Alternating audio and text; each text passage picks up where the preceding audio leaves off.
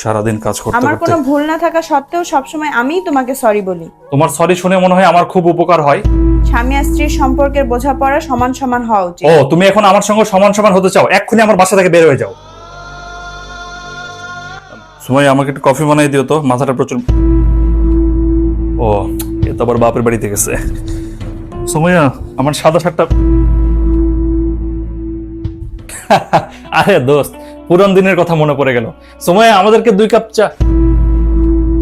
আরে বন্ধু, সব সময় তো ভাবি সরি বলে, মাঝে মাঝে তো তুইও সরি বলতে পারিস নাকি? ছেলেরা কখনো সরি বলে না। আর দোস্ত, তুই অন্য কোনো গল্প করে, সব বাদ দে। আচ্ছা দেখ বন্ধু, তুই যে ভালো মনে করিস। আরে হ্যাঁ, গতকাল ভাবিকে দেখলাম হসপিটাল থেকে বের হতে, দেখে অনেক অসুস্থ মনে হচ্ছিল। পারলে একটু খোঁজ নিস। বলিস কি? হ্যালো, আসসালামু আলাইকুম আম্মা। ওই যে সুমাইয়াকে কলে পাচ্ছি না তো, সেজন্য আপনাকে কল করলাম। ও তো এখন সারাদিন ছাদে বসে থাকে। আচ্ছা, আমি ওকে দিচ্ছি। আচ্ছা। হ্যালো, হ্যাঁ, কি ব্যাপার? আম্মা বলতেছে তুমি নাকি সারাদিন ছাদে বসে থাকো। এখানে বসে আমি অনেক শান্তি পাই। আচ্ছা, সব বাদ দাও, আমি তোমাকে নিতে আসতেছি, তুমি আমার সঙ্গে আসবা? এখন অনেক দেরি হয়ে গেছে। জীবন আমাকে খুব কম সময় দিয়েছে। মানে কি বলো উল্টাপাল্টা কথা? তোমার অহংকার ভালোবাসার কাছে জিতে গেছে।